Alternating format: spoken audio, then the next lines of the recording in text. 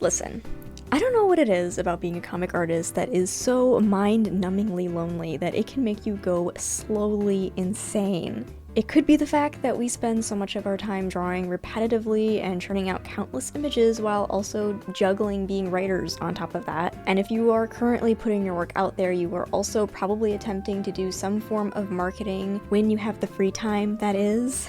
I find myself thinking all the time, I wish I could find another comic artist friend. Like, over the years I've had, and I still do connect with mutual artists, over the years that I've met that also make comics and sometimes other creative works that I love and enjoy.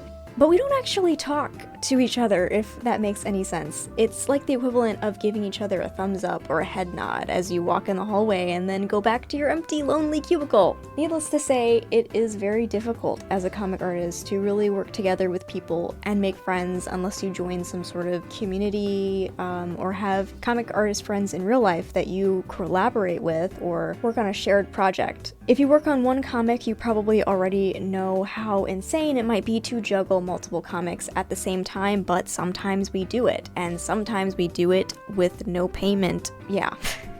with no, with rev share or something, or none at all. The sad reality is, being a comic artist and making comics alone is painful and lonely. Making a comic all by yourself, in terms of making it completely by yourself and throwing it out there to complete strangers, also feels like a shot in the foot, and probably the one thing that has been pretty detrimental to my growth as a creator and probably my experiences as an artist. So I just got done watching this video by Guevara called "The Success of Your Art Has Less to Do with Its Quality Than You Think It Does," and that had been basically on my YouTube feed for the longest time, and I never watched it until now. And man, it really felt like a punch to the gut. When you hear something that really calls out to you? Yeah, that was the video. The basic idea is, we spend too much time honing our crafts and thinking that it will cause us to become seen, when in reality, that's not really the case, because your work won't really get seen if it's not out there. Not only that, we oftentimes neglect the community aspect of creation, which is creating art with people, because you can't really make art alone and expect to succeed. Your art needs to be seen by others, obviously, but also needs to be interacted with. It also inspired me to make this video because it filled me with a feeling like, yes, I've always wanted that. I've always wanted to be able to connect with other artists and support other people, and other people supporting each other in kind of like a shared little group. And I would have loved to have deep connections with other artists and maybe finding ways we could have helped each other build our work up and holding each other accountable and motivating each other to create stuff. I think that that's maybe like an idealistic vision in my head of sort of the idea of like, oh, it would be cool to be in like a studio, even if it was virtual or something. And that's not really what my reality has become. For me, instead, I sacrifice a lot of time to make comics alone, and comics take a lot of work and effort, and so I need all the time I can to squeeze into it for the story to actually exist, because my thought process is that if the comic exists, then hopefully it will give more opportunities to eventually be seen and, also make money. I'm not gonna lie. My comic was for a very long time, though, and still is, a very niche comic, which doesn't appeal to very many people. So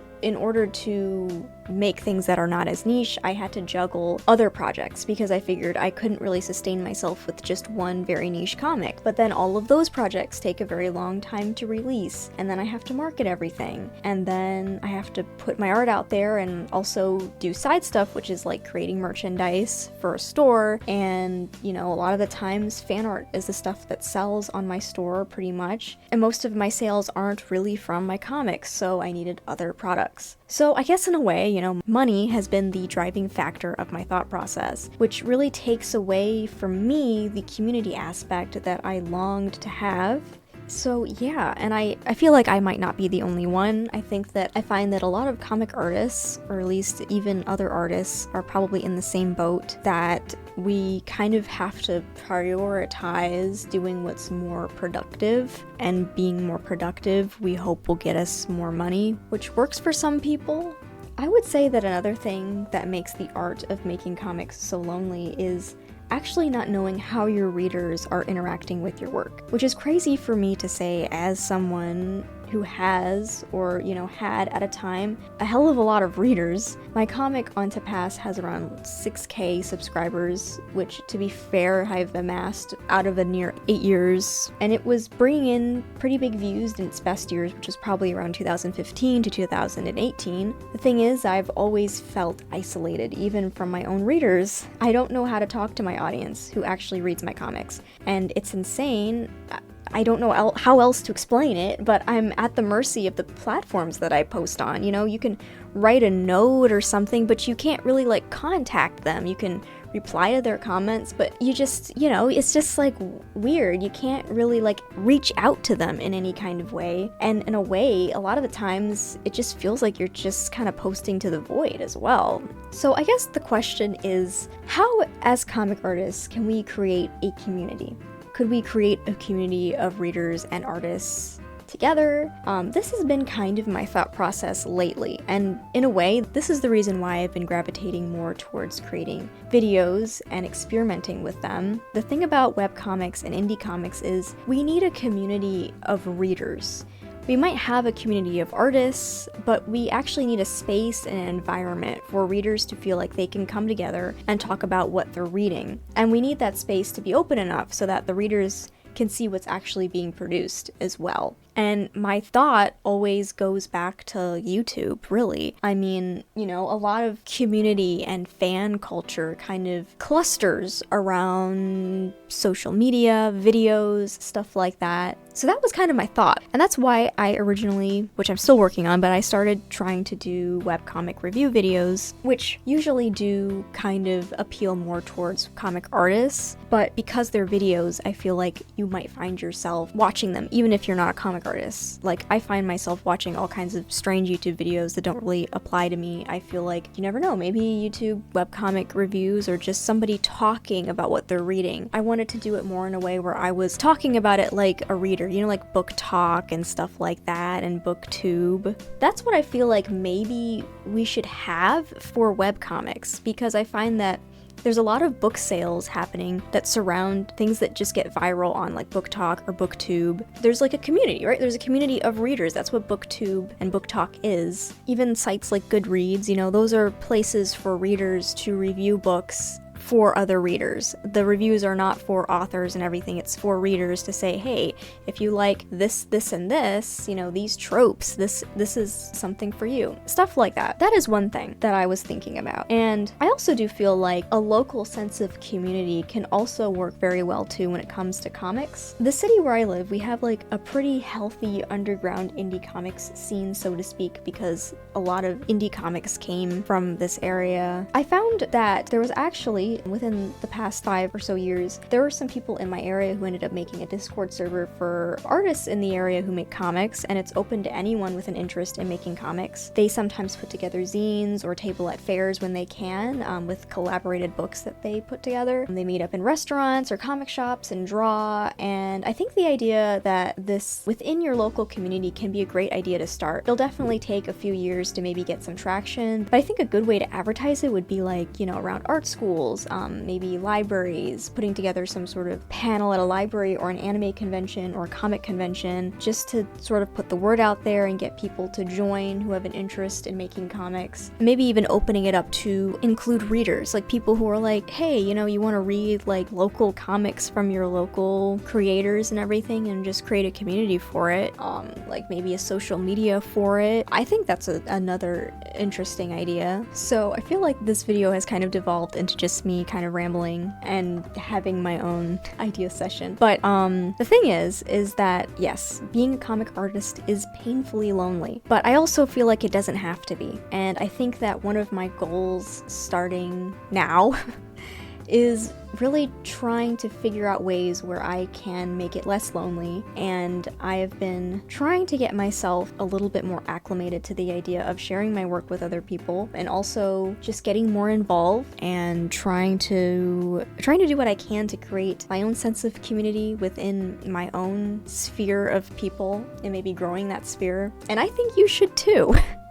if you are a comic creator and if you feel lonely. I definitely think that also collaborations, working on other comics with people, is pretty cool. I will say that you definitely need to be wary of who you're working with, and I think that the best collaborations I've seen come from people who already know each other, who are either already friends, coworkers, or, you know, whatever, they're, you know, you already know them, and preferably someone you know in real life. But I find that a lot of collaborations tend to crash and burn, and can also be very unfulfilling if you just kind of meet these people like in forums randomly and you're like, yeah, let's do this project. It doesn't always happen the way you think it does. Also, you have to be wary too about payment. If they are doing payment, I mean, there needs to be contracts involved, and also, I mean, it can get messy. You know, that's, I think, why a lot of comic artists are not as willing to do collaborations, especially if it is unpaid. There have been countless horror stories. I'm pretty sure if you are an artist, you probably already know or have experience or know people who have had problems with collaborations and stuff of that nature, especially with the people who have, like, they're the big idea guys and they're like, I have this great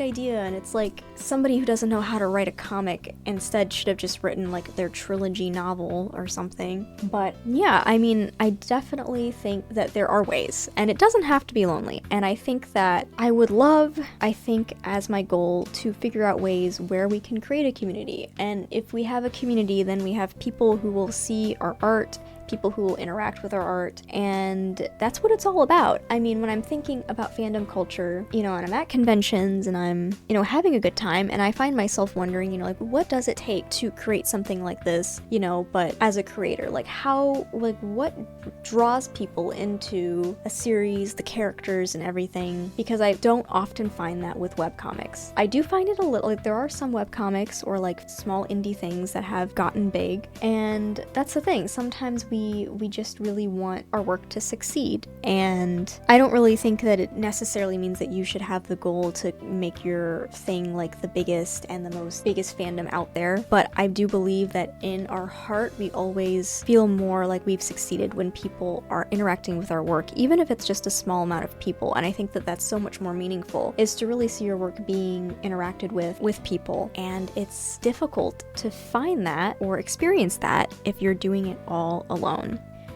So with that being said, that is the video. I hope that it was not scrambled all over the place, but I do hope it was helpful. And if you have any other suggestions, or if you have any experiences with either loneliness of being a comic creator or an artist or some sort of creative, or if you found any solutions to getting over that kind of loneliness, be sure to put it in the comments and maybe we can have a discussion about it. Well, with that being said, this is Sev, aka Bonier, and I will see you in the next one. Bye!